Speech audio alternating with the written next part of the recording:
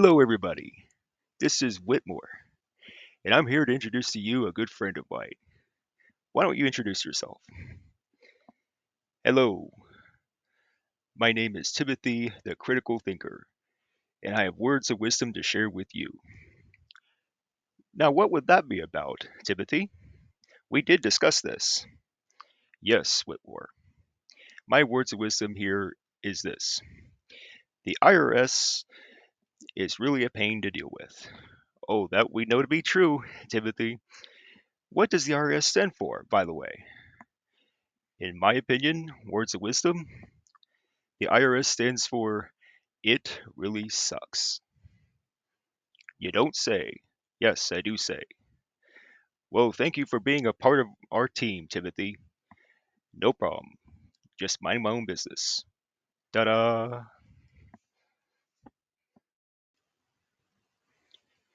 Hey guys, welcome back to another episode of Bobcat Corner. This is episode number 43.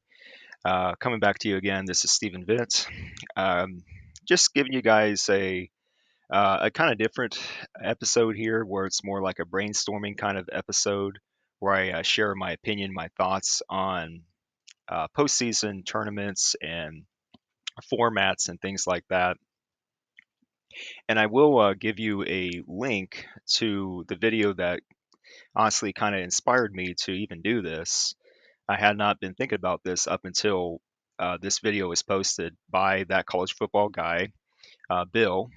He brought it up asking the question, should we get rid of committees? And sure enough, I responded saying, yes, definitely we should get rid of committees such as the College Football Playoff Selection Committee. Obviously, I have a lot of reasons as to why I believe that. And one of the main reasons being that there's just nothing about this committee, especially as it's currently constructed right now, that should give you guys any inclination, any reason to believe that they're going to be honest, that they're going to be fair about what they're doing. I've mentioned it before, way back in episode 39, in my big rant, that this committee of people that make up that room, they are bought and paid for by ESPN. And they just sit there in that room pretending to evaluate teams, and they just drink cups of coffee and they joke about. That's what I truly believe they do. But I've already ranted about that, but that's not the point of this video.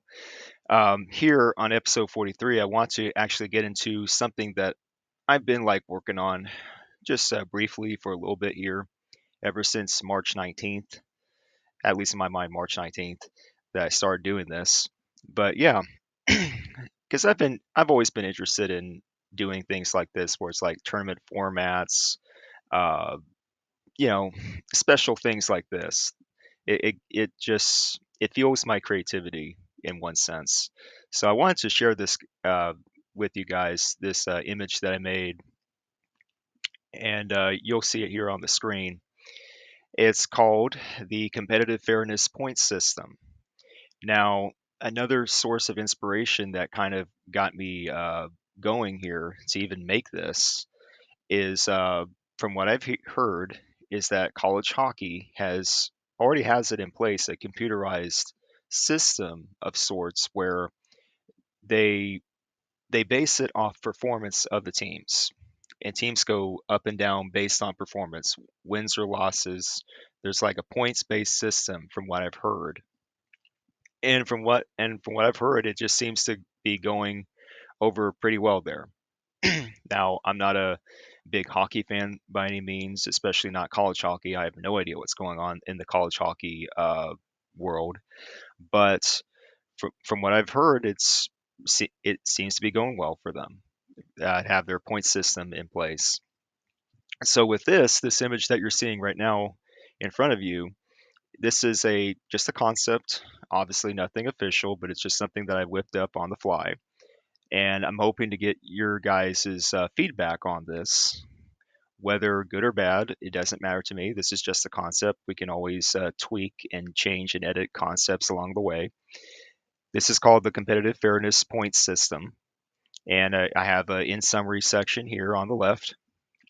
And the actual system itself, the actual guidelines, actual legend, whatever you want to call it, on the right in that box where it shows you the parameters, shows you the lines that are drawn, so to speak, when it comes to, okay, how do you get points in this system? Now, obviously, playing the game of football, we seem to have this really big issue of not being able to judge and evaluate teams fairly simply because of the conferences they play in or their brand recognition or how much money they're spending. And we're judging it too much on perception and not on what's really happening on the field. And I believe that's becoming a big problem, especially in recent times. I'm hoping you guys can already see where I'm going with this. So let's get into this. It's cleverly called the CFPS. Yeah, I did that on purpose. CFPS, Competitive Fairness Point System for the College Football Playoff, or any other postseason format, college football teams will use in the future. So anyway, in summary, the idea behind this is that this is about on the field and performance. Let's go through this list. This should be about on the field performance. This should not be about the opinions of certain sports writers or media talking heads or what have you, or any committee of people that are in a room. This should be about mainly, first and foremost, on the field performance. Secondly, wins and losses must matter. Really, it just doesn't matter where you stand in the landscape of college football. This is just my opinion, but it should not matter.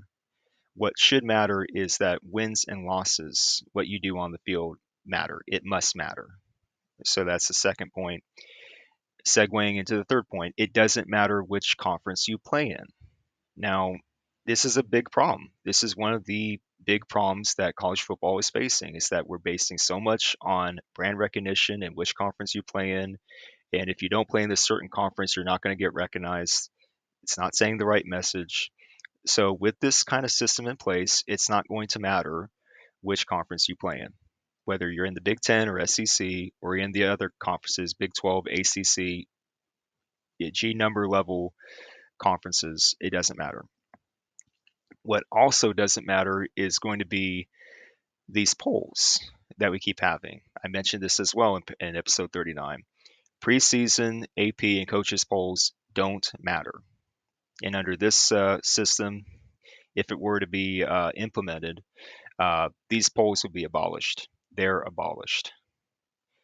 We're getting to the point in time, people, where we have to stop listening to media talking heads like those at ESPN or Fox. We have to stop listening to people that work at the Associated Press or USA Today or what have you, because they can lead you astray when it comes to their opinions. They're just giving you their opinions. It doesn't mean that it's fact. When they're saying, oh, this team's better than that team, even though team A has one or two more losses than team B, that's just their opinion. So with these polls, these are just like glorified opinions and nothing more, and we got to get rid of them, guys. So the polls would not matter under this system. And segueing into this would eliminate biases in committees. Self-explanatory, as I just mentioned leading up to this. Clear path. With this point system in place, teams know what they need to do. So it would give teams a clear enough picture as to what needs to be done to qualify for a postseason tournament like the college football playoff. That's just the idea. Now, this isn't a 100% BCS type system. Now, the Bowl Championship Series, BCS, that had its own flaws, that had its own issues, a great deal of issues. But there were a couple things, when you think about it, there were a couple things that the BCS did actually get right, which is what we're kind of trying to introduce again here in some way, in a minimal way. But this is not 100% BCS type system. So anyway, CFPS leaderboard.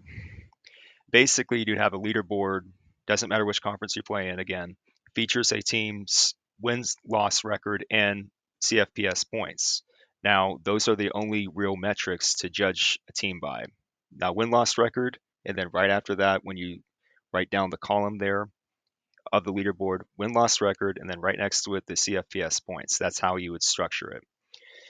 Now, basically, here are real big bullet points here. Basically, finish in the top 6 of the CFPS leaderboard or win your conference championship. That means it would be a model of 10 conference champions plus a 6 at-large model to get your 16-team tournament. That would basically be the idea behind this. Now, there again, you have to accumulate enough points in the CFPS in order to get recognition, in order to get up there. The cream rises to the top, using a coffee analogy. You know, if you're good enough, the points are going to show it, so to speak. Alternatively, you have to win your conference. You have to win your conference championship. And I do believe that all 10 conference champions should be recognized equally, and they should be allowed to proceed into postseason play. All of them. Doesn't matter who's at the top, who's at the bottom of that 10. All 10 should be treated equally, in my opinion. And this is just my opinion. That's not obviously what's going to happen in reality, but that's just my opinion. Next bullet point here, CFP, college football playoff. Now, you would have to get, in some way, you'd have to get a group of people, not this actual selection committee, but just a group of people that are not biased, people that you can trust, people that are not going to do that.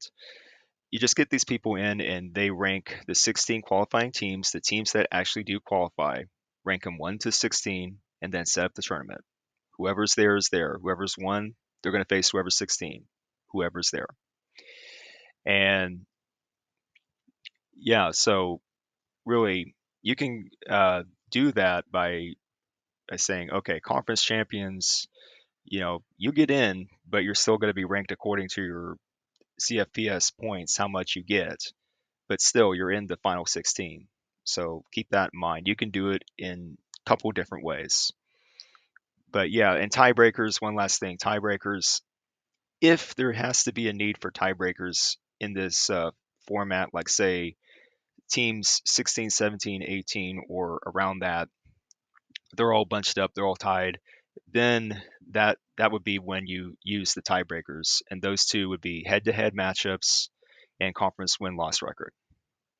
Conference play does matter at the end of the day, no matter which conference you play in, and especially head-to-head if you actually played a team that you're tied with in the standings, it does matter.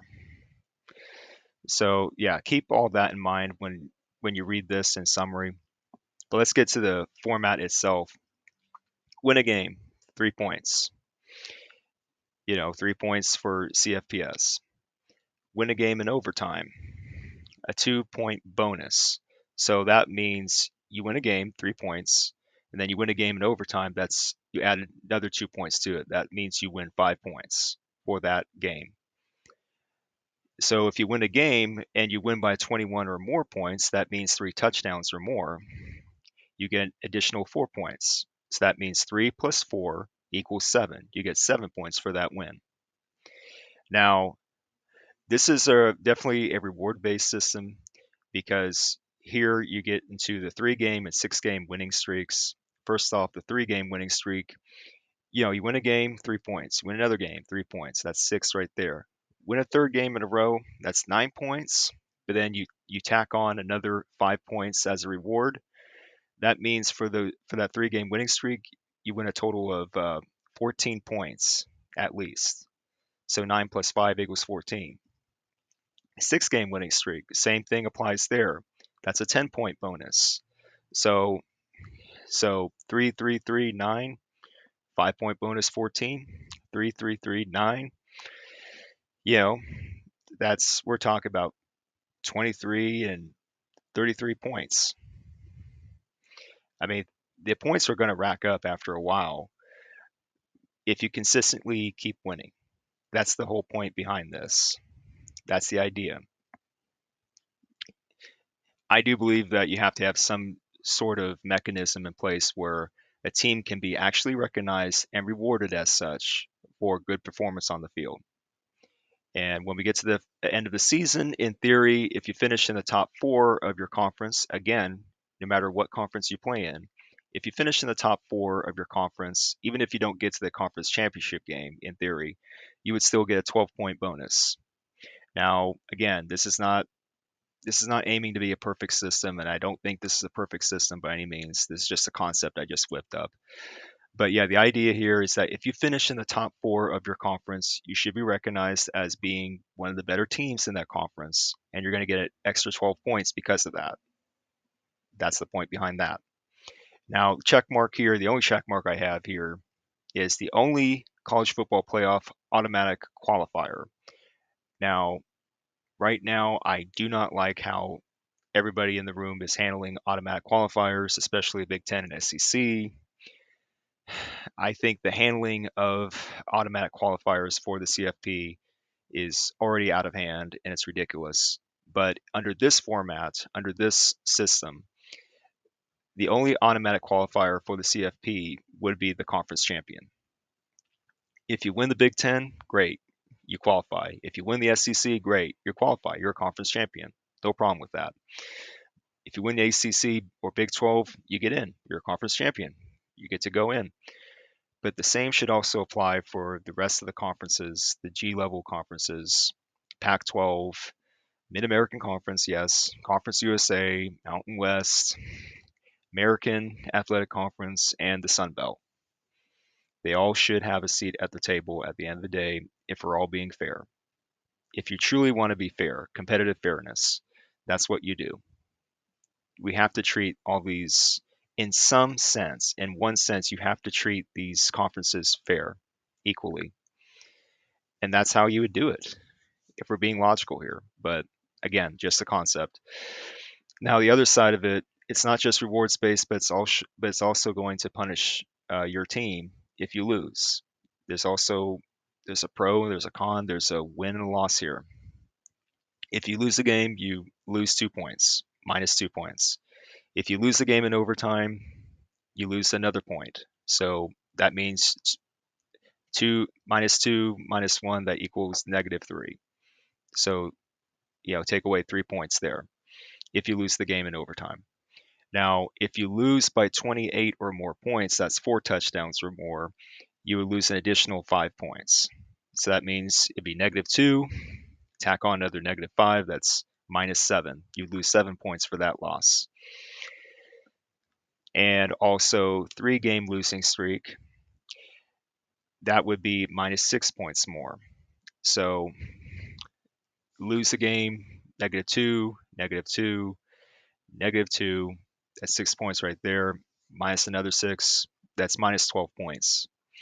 So you have to be fair both ways, not just for rewarding teams, but also punishing teams. If you're not performing well, it has to show as well on the leaderboard. If you're losing games, you're losing games. It doesn't matter which conference you play in. So that is just really the meat and potatoes, so to speak, of what I have here for the competitive fairness point system. It's not something concrete. It's not something that, we're going to get ultra serious about here, but it's just something I want to throw out for you guys to think about. And let me know in the comment section below what you guys think, if this is a good idea or a terrible idea, or it's like, maybe it's got potential, but you need to work on it kind of idea.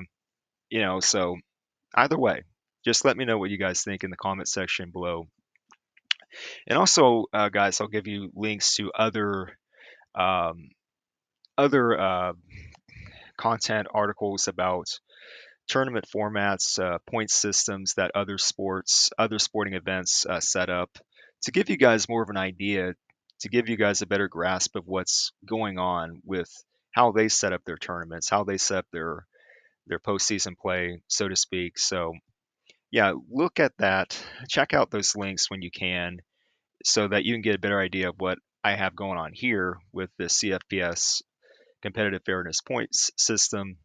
Yeah, this is just a for fun video I wanted to put out there. Definitely more of a brainstorming kind of episode here. Um, and honestly, guys, I won't be surprised if I end up, in my spare time, I won't be surprised if I end up using this just to evaluate teams this upcoming season, just for fun, just to see how it would shake out if this kind of system were in place. I'd have to keep track of all the scores of all the teams, have to keep track of the conference standings for every conference, just to see how it all shakes out. Because it would be very interesting to see who gets in and who gets out under this system, and uh, who's really better than who. So it's just interesting. I'm finding it very, you know, I'm finding it very intriguing. Um, Under a system like this, what would happen? Because honestly, guys, I think we'd be better suited for having um, a system like this rather than what we have now. I don't want to go back to the BCS because I did not like that system. And I'm really believing now that we need to get away from this college football playoff selection committee. We need to get away from that. But also this automatic qualifier stuff that I'm hearing about Big Ten and SEC wanting most of the pie.